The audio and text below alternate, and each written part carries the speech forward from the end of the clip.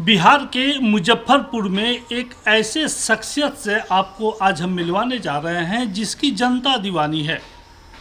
हर public जिसे चाहती है उसका नाम है सावन पांडे। सावन पांडे जी, जनता टीवी में आपका स्वागत है। बहुत बहुत धन्यवाद आपको और आपके सारे व्यूअर्स को मेरे सादर प्रणाम।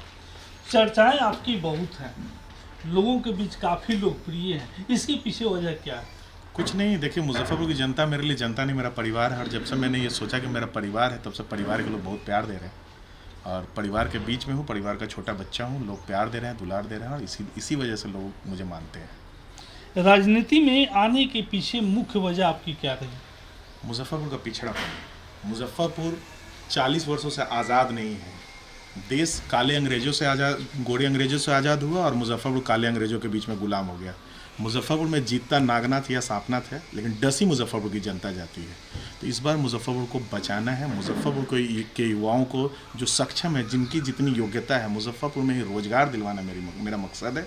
नाली गली सड़क की ये जो समस्या है, ये तो आराम से निदान हो जाएगा। ये कोई विधायक या सांसद अपने घर से नहीं करता है, ये नियम में है, ये संविधान में है, ये करना ही करना है।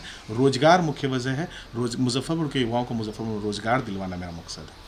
आप ऐसा जो रोजगार के बारे में बोल रहे हैं और आपने भी कहा कि पिछले लोग जितने भी आए सांसद या विधायक, सबने मुजफ्फरपुर को ठगा।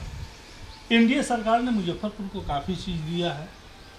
मेट्रो ट्रेन की यहाँ बात होने लगी है, स्मार्ट सिटी बना दिया। तो क्या विकास आपको नहीं दिख रहा है? देखिए, सत्ता या विपक्ष से मुझे कोई शिकायत नहीं है, जो केंद्र में बैठे हैं या जो प्रदेश में बैठे हैं। शिकायत मुझे अपने विधायकों से है, जो हमारे जनप्रतिनिधि हैं, उनसे शिकायत है। उन्होंने कुछ नहीं किया। उन्होंने न सदन में मुजफ्फरपुर का आवाज़ बुलंद किया, उन्होंने न सड़क पर उतर करके मुजफ्फरपुर के लिए कुछ किया। आज के जो विधायक हैं वो सोफा से शहर चला रहे हैं, पूर्व के जो विधायक थे वो शोरूम से शहर चलाते थे। तो ऐसे शहर नहीं चलता है, शहर सड़क से चलता है। और नेता हमारे वही हो सकते हैं जो सड़क पर उतरना जानते हैं, जो सड़क पर उतर करके जनता का आवाज़ बुलंद कर सकते हैं, जो जनता की बात रख सकते हैं, जो ब्यूरोक्रेट से काम करवा सकते हैं, जो शहर के विकास के बारे में दिन रात सोचेंगे और उस परिकल्पना को पूर्ण करेंगे, वही यहाँ के नेता हो सकते हैं। अब तो पता ही एयरपोर्ट की भी लोग बात कर रहे हैं। देखिए, मुजफ्फरपुर का पता ही एयरपोर्ट मीम्स बन के रह गया है।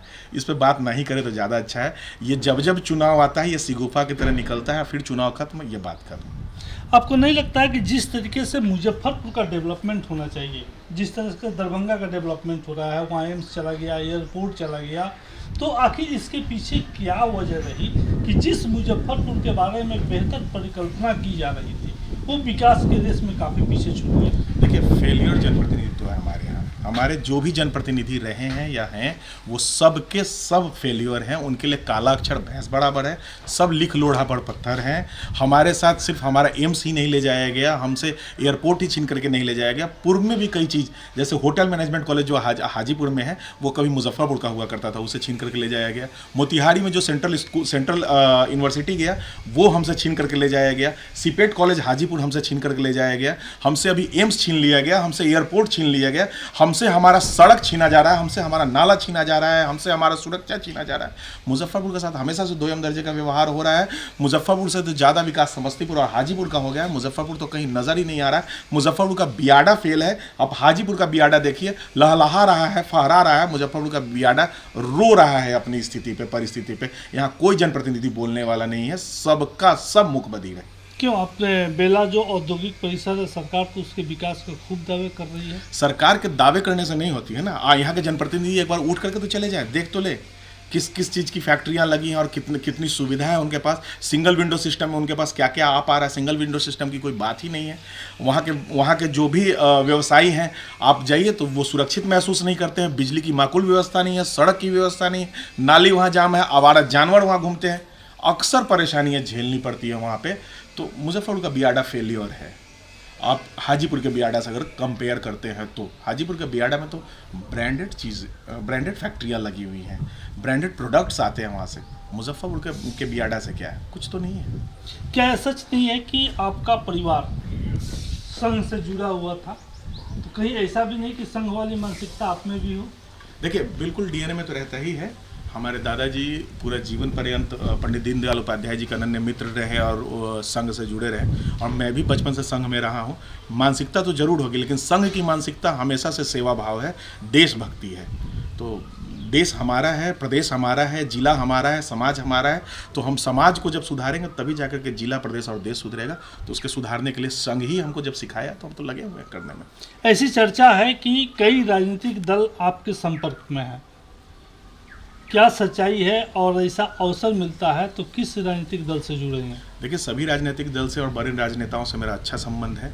मैं एक साधारण व्यक्ति हूँ, लेकिन संबंध सबसे अच्छे हैं। और रहा राजनीतिक दल का, तो भविष्य के गर्व में है मुजफ्फरपुर की जनता जो मेरा परिवार है, परिवार के सदस्य जब जिस दल के साथ जाने को कहेंगे मैं उस दल के साथ रहूँगा।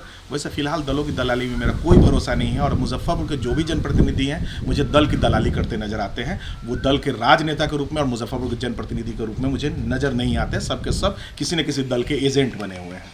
कोरोना अवधि में भी आपने बढ़ चढ़ के काफ़ी लोगों को मदद किया। हालांकि उस समय आपकी मानसिकता नहीं थी कि आपको चुनाव लड़ना ही लड़ना है, लेकिन जिस तरीके से कोरोना में की अवधि में आपने मदद की, उसके पीछे वजह क्या है? देखिए, ये मानवीय आधार है, मानवीय गुण है।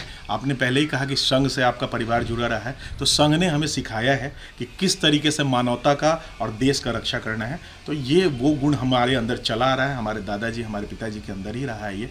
तो हमने शहर में घूम घूम करके शहर के लोगों के लिए काम किया। ये हमारा परिवार है। उस वक्त राजनीति में आने का कोई मकसद नहीं था। अब राजनीति में आने का सोचे हैं कि चूंकि राजनीति में आएंगे, मजबूत होंगे, तब जाकर के अपने समाज के लिए, अपने शहर के लिए कुछ कर पाएंगे।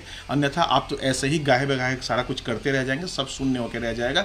आप सबका मदद नहीं कर पाएंगे। तो सबकी मदद के लिए आपको मेन स्ट्रीम में आना ही आना होगा।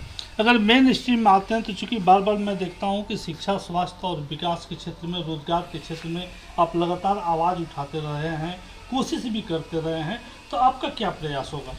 देखिए, मेरा प्रयास सबसे पहले मुजफ्फरपुर के युवाओं को मुजफ्फरपुर में रोजगार, चुनाव जीतने के साथ ही मुजफ्फरपुर के युवाओं को एक वर्ष के, मतलब जीतने के 1 वर्ष के अंदर में, आप इस वीडियो को जरूर सेव करके रखिएगा, जीतने के 1 वर्ष के अंदर में मुजफ्फरपुर के युवाओं को उनकी योग्यता के अनुरूप, सरकारी नौकरी नहीं, उनकी योग्यता के अनुरूप उनको शहर में रोजगार दिलवाना मेरा मकसद है। और मेरा पूरा रोड मैप तैयार है, मैं उसके तहत इम्प्लीमेंट करवाऊँगा। मुजफ्फरपुर विधानसभा चुनाव से आपकी चुनाव लड़ने की जो है आम बातें हो रही हैं कि निश्चित रूप से वो चुनाव लड़ेंगे, और आप लोगों में घूम भी रहे हैं। जिस तरीके से तमाम नेता वादे करते रहे हैं कि मैं जीतूंगा तो ये करूंगा, वो करूंगा, तो क्या ऐसा माना जाए कि उसी तरीके के वादे आप भी कर रहे हैं जीतने के बाद? देखिए, आज़ादी के बाद से जनता ठगी गई है। मुजफ्फरपुर की जनता तो 40 वर्षों से ज़्यादातर ठगी जा रही है। मेरा ये कहना है कि मुजफ्फरपुर में एक एक्सपायरी दवा चल रहा है पहले से, नागनाथ और सांपनाथ के रूप में, और मुजफ्फरपुर में एक नया दवा ईजाद हुआ है सावन पांडे के रूप में। तो आप देख लीजिए कि आपको चुनना किसको, नागनाथ सांपनाथ को चुन करके डसाना है, या सावन पांडे नाम का नया दवा जो ईजाद हुआ है। आप बीमार तो पड़े हैं, सावन पांडे के नाम का नया दवा खा करके आपको स्वस्थ होना है।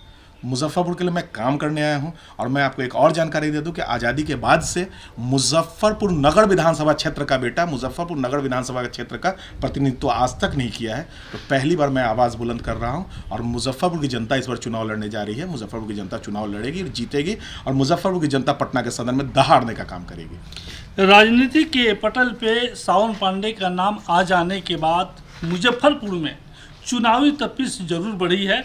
देखना यह दिलचस्प होगा कि जो आने वाला चुनाव है, सावन पांडे किस तरीके से अपनी राजनीतिक लड़ाई लड़ते हैं। बहरहाल सावन जी, जनता टीवी से अपने बातचीत की बहुत बहुत धन्यवाद। बहुत बहुत धन्यवाद आपको, सादर प्रणाम।